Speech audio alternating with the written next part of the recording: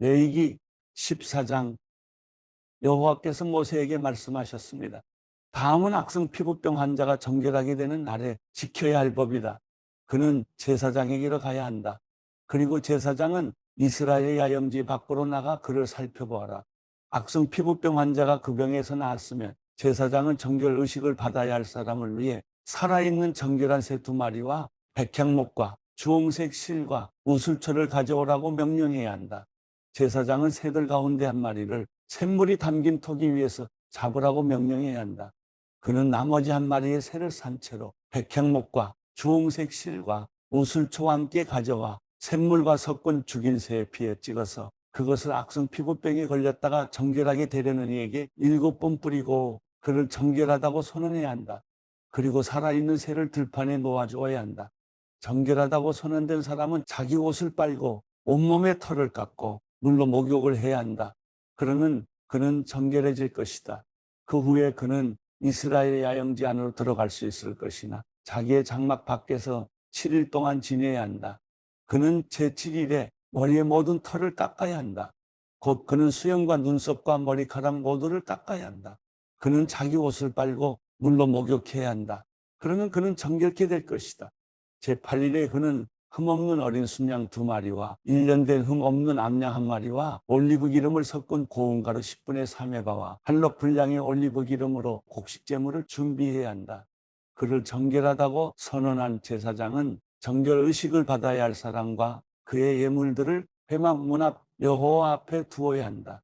제사장은 어린 순양 2마리 가운데 1마리를 끌어다 한럭 분량의 올리브 기름과 함께 속건 제물로 드리며 그는 여호와 앞에 그것들을 흔들어 바치는 예물로 드려야 한다. 그는 속죄물과 번제물을 잡는 거룩한 장소에서 그 어린 순양을 잡아야 한다. 속죄제처럼 속건제물은 제사장에게 속한다. 그것은 가장 거룩한 것이다. 제사장은 속건제물의 피를 조금 가져다 정결의식을 받고 있는 사람의 오른쪽 깃불과 오른쪽 엄지손가락과 오른쪽 엄지발가락에 발라야 한다. 제사장은 한 록의 올리브 기름을 가져다 자기 왼쪽 손바닥에 붓고 오른손 검지손가락으로 왼손 바닥 위에 있는 올리브 기름을 찍어 여호와 앞에서 7번을 뿌린다. 제사장은 자기 손바닥에 남아있는 올리브 기름을 정결 의식을 받고 있는 사람의 오른쪽 깃불과 오른쪽 엄지손가락과 오른쪽 엄지발가락, 곳보상의 예물의 피가 이미 묻어있는 곳에 발라야 한다. 제사장은 그의 손바닥에 남아있는 올리브 기름을 정결 의식을 받고 있는 사람의 머리에 부어 여호와 앞에서 그를 위한 속죄를 해야 한다. 제사장은 속죄제를 드려 부정함으로부터 정결케 되는 의식을 받는 사람을 위해 속죄해야 한다. 그 후에 제사장은 번제물을 잡아야 한다. 제사장은 제단 위에 번제물과 곡식제물을 드려야 한다. 그러면 그는 정결해질 것이다. 그러나 그가 가난해 그것을 다 마련할 수 없다면 그는 속건제로 어린 순양 1마리를 가져다 흔들어서 자신을 위한 속죄를 하고 곡식제물로 올리브 기름을 섞은 고운 가루 10분의 1의 바의 고운 밀가루와 한럭 정도의 올리브 기름을 낼 것이며 그의 힘이 미치는 대로 산비둘기 2마리나 집비둘기 새끼 2마리도 내어 하나는 속죄제물로 삼고 다른 하나는 번제물로 삼아야 한다. 제8일에 정결 의식을 하려면 그것들을 회막문에 있는 제사장에게 가져가야 한다.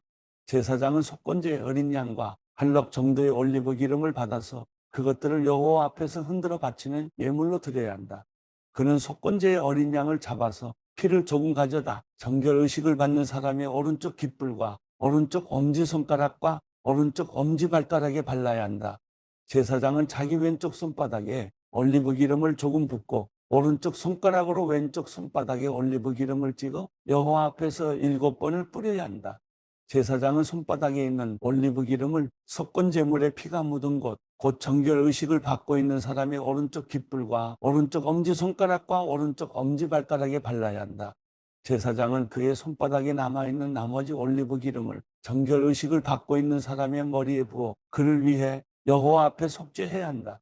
그는 힘이 미치는 대로 산비둘기들이나 집비둘기 새끼들 가운데 하나를 바쳐야 한다. 곧 1마리는 속죄제물로 다른 1마리는 번제물로 곡식제물과 함께 드린다. 이와 같이 제사장은 정결 의식을 치르는 사람을 위해 여호와 앞에 속죄해야 한다. 이상은 전염성 피부병에 걸린 사람 가운데서 정결 의식에 사용되는 예물을 마련할 힘이 없는 사람을 위한 규례들입니다. 여호와께서 모세와 아론에게 말씀하셨습니다.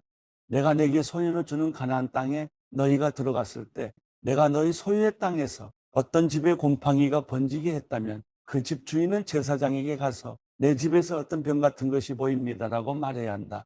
제사장은 그 병을 살펴보러 가기 전에 사람들에게 집을 비우라고 명령해야 한다. 그러지 않는다면 집안의 모든 것이 부정하다고 선언될 것이다. 그 후에 제사장은 그 집을 살피러 가야 한다. 제사장이 그 병을 살펴보아 그 병이 집의 벽에 푸르스름하거나 불구스름한 부위로 나타났고 그것이 벽면보다 움푹 들어가 있는 것처럼 보인다면 그는 집의 문을 통해 집을 나와서 그 집을 7일 동안 폐쇄해야 한다. 제7일에 제사장이 다시 와서 살펴보아 그 질병이 그 집의 벽에 퍼져 있으면 제사장은 사람들에게 오염된 돌들을 떼어내서 도성 밖에 부정한 곳에 던져버리라고 명령해야 한다. 그는 집의 모든 안쪽 벽들을 긁도록 하고 사람들이 긁어낸 흙벽을 도성 밖에 부정한 곳에 버리도록 명령해야 한다. 그 후에 사람들은 원래 돌들의 자리에 다른 돌들을 대신 끼워 넣고 새 진흙을 구해서 그 집 벽에 발라야 한다. 그 돌들을 떼어내고 집의 벽을 긁어내어 다시 흙을 바른 후에도 질병이 집 안에 생겼다면 제사장이 가서 살펴보아야 한다. 그 질병이 집 안에 퍼져 있다면 그것은 집 안에 생긴 악성 곰팡이니 그 집은 부정하다. 그는 그 집의 돌과 목재와 집의 흙벽을 허물 것이며 그는 그것들을 도성 밖으로 내보내서 부정한 장소에 두어야 한다. 게다가 그 집이 폐쇄되어 있는 동안 그 집에 들어가는 사람은 그날 저녁까지 부정할 것이다.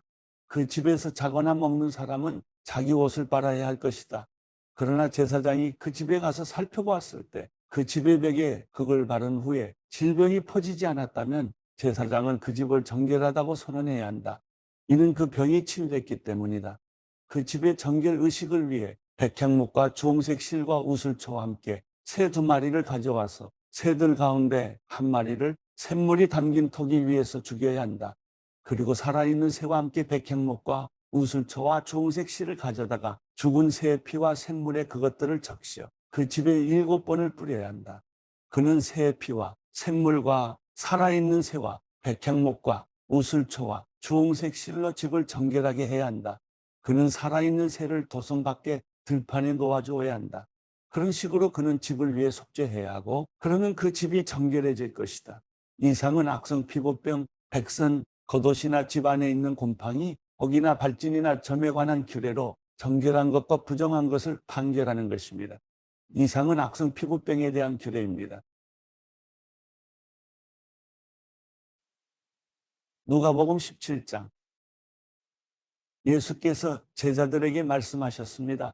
죄짓게 하는 일이 언제나 있게 마련이지만 죄짓게 하는 그 사람에게는 재앙이 있을 것이다. 누구든지 이 작은 사람들 가운데 하나를 죄짓게 하면 차라리 자기 목에 맷돌을 매달고 바다에 빠지는 것이 더 나을 것이다. 너희는 스스로 조심하라. 내 형제가 죄를 지으면 꾸짖으라. 그리고 그가 회개하면 용서해 주라. 만약 그가 내게 하루에 7번 죄를 짓고 그때마다 내게 와서 회개한다고 말하면 용서해 주라. 사도들이 주께 말했습니다. 우리에게 믿음을 더해 주십시오. 예수께서 말씀하셨습니다.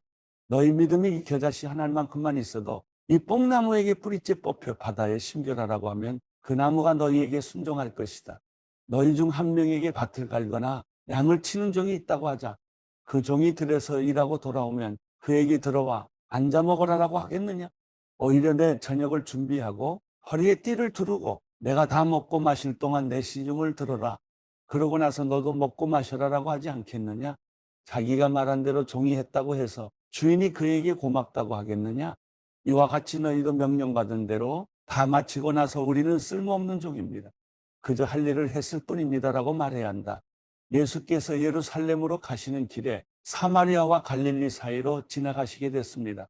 예수께서 한 마을에 들어가시다가 10명의 나병 환자를 만나셨습니다.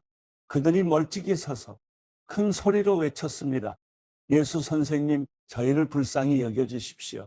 예수께서 그들을 보고 말씀하셨습니다. 제사장들에게 가서 너희 몸을 보이라. 그러자 그들은 가는 도중에 몸이 깨끗해졌습니다. 그들 중 한 사람은 자기 병이 나은 것을 보고 큰 소리로 하나님께 영광을 돌리며 돌아왔습니다. 그는 예수의 발 앞에 엎드려 감사했습니다. 그는 사마리아 사람이었습니다. 예수께서 물으셨습니다. 10명이 깨끗해지지 않았느냐? 그런데 9명은 어디에 있느냐? 이 이방 사람 말고는 하나님께 영광을 돌리려고 되돌아온 사람이 없단 말이냐? 그리고 예수께서 그에게 말씀하셨습니다. 일어나 가거라. 내 믿음이 너를 구원했다. 바리새파 사람들이 하나님 나라가 언제 올 것인지 물어보자 예수께서 대답하셨습니다. 하나님 나라는 눈으로 볼 수 있는 모습으로 오지 않는다. 또한 보라, 여기에 있다. 보라, 저기에 있다 하고 말할 수도 없다. 하나님 나라는 너희 안에 있기 때문이다. 그리고 제자들에게 말씀하셨습니다. 너희가 인자의 날들 중 단 하루라도 보고 싶어 할 때가 오겠으나 보지 못할 것이다. 사람들이 너희에게 보라, 저기에 있다. 보라, 여기 있다 해도 너희는 그들을 따라 나서지 말고 찾아다니지도 말라. 마치 번개가 하늘 이 끝에서 저 끝까지 번쩍거리며 비치는 것처럼 인자도 자기의 날에 그러할 것이다. 그러나 인자는 먼저 많은 고난을 당하고 이 세대에게 버림받아야 한다. 인자의 때는 노아의 때와 같을 것이다. 노아가 방주 안으로 들어가던 날까지 사람들은 먹고 마시고 장가가고 시집가고 했다. 그리고 홍수가 일어나 그들을 모두 쓸어가 버렸다. 롯의 날에도 마찬가지였다. 사람들은 먹고 마시고 사고 팔고 나무를 심고 집을 지었다. 그러나 롯이 소돔을 떠나던 날에 하늘에서 불과 유황이 비처럼 쏟아져 그들 모두를 멸망시켰다. 인자가 나타날 그날도 이와 같을 것이다. 그날에 지붕 위에 있는 사람은 자기 물건이 집 안에 있더라도 가지러 내려가서는 안 된다. 이와 같이 들에 있는 사람도 무언가 가지러 집으로 돌아가서는 안 된다. 롯의 아내를 기억해보라. 누구든지 자기 생명을 구하려는 사람은 잃을 것이요. 누구든지 자기 생명을 잃는 사람은 보존할 것이다. 내가 너희에게 말한다. 그날 밤에는 두 사람이 한 침대에서 자다가 하나는 취해질 것이고 하나는 남겨질 것이다. 두 여인이 함께 곡식을 갈다가도 하나는 취해질 것이고 하나는 남겨질 것이다. 제자들이 물었습니다. 주여, 이런 일이 어디서 있겠습니까? 예수께서 대답하셨습니다. 시체가 있는 곳에 독수리가 모여들 것이다.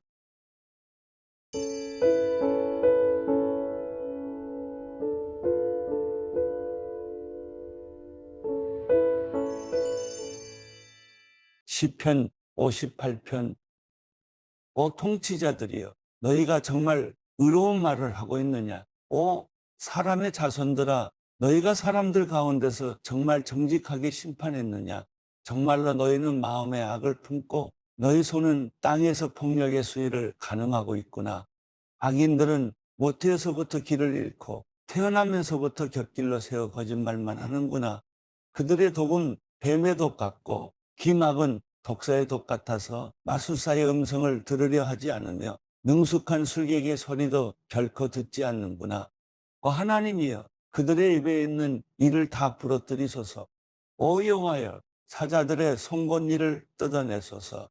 그들이 흘러가는 물처럼 녹아버리게 하소서. 그들이 활시위를 당길 때 그 화살들이 부러지게 하소서. 달팽이가 녹듯이 그들 모두가 없어지게 하시며 조산한 아이처럼 해를 보지 못하게 하소서. 생나무든 마른 나무든 상관없이 가시나무를 태우는 불로 주의 가마가 뜨겁게 되기도 전에 악인은 바람에 휩쓸려 가리라. 악인들이 복수당하는 것을 보고 의인들은 기뻐하며 악인들의 피에 발을 씻게 되리라. 그때 사람들이 말하리라. 정말 의인들이 상을 받고 정말 세상을 심판하시는 하나님이 계시는구나.